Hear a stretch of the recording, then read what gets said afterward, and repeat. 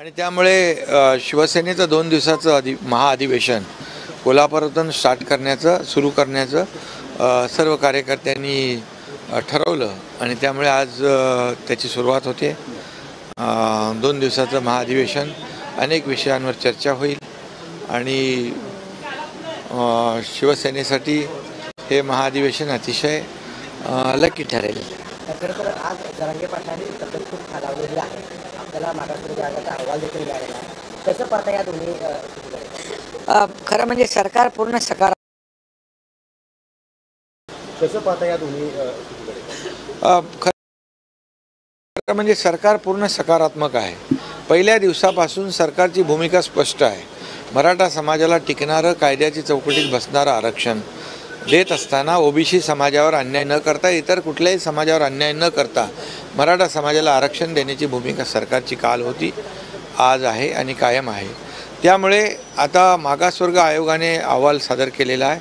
हा अहवाल कॅबिनेटमध्ये सादर केला जाईल, त्यावर चर्चा होईल आणि 20 तारखेला त्यासाठी आपण विशेष अधिवेशन बोलवलेलं आहे आणि त्या अधिवेशनामध्ये चर्चा होऊन मला विश्वास आहे, कारण जी मागासवर्ग आयोग जो आहे त्यांनी अतिशय मेहनतीने फार अगदी मायक्रो लेवलला जाऊन त्यांना जे टर्म्स ऑफ रेफरन्स दिले होते त्याप्रमाणे जवळपास 4 लाख लोक दर दिवशी डे नाईट काम करत होते आणि अतिशय मोठ्या प्रमाणावर सर्वेक्षणाचं काम झालेलं आहे आणि आम्हाला विश्वास आहे की जे मराठा समाजाला आरक्षण देण्याची भूमिका सरकारची आहे त्याच्यामध्ये यश येईल अशा प्रकारचा विश्वास आहे।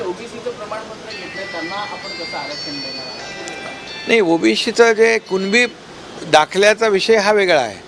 कुणबी ज्यांच्या नोंदी, जो अधिकचा अगोदरचा कायदा आहे आणि ज्याच्या जुन्या नोंदी आहेत, 1967 पूर्वीच्या नोंदी आहेत, अशा लोकांना कुणबी दाखले देण्याच्या संदर्भात जस्टिस शिंदे समिती काम करत होती आणि हे जे आरक्षण आहे हे मराठा समाजाला जे आपलं रद्द झालेलं आरक्षण सुप्रीम कोर्टामध्ये, त्या त्रुटी लक्षात घेऊन मागासवर्ग आयोगाने मराठा समाज कसा सोशली आणि एज्युकेशनली बॅकवर्ड आहे, मागास आहे, ही वस्तुस्थिती मला वाटतं त्या अहवालामध्ये असेल अशा प्रकारचा विश्वास आहे।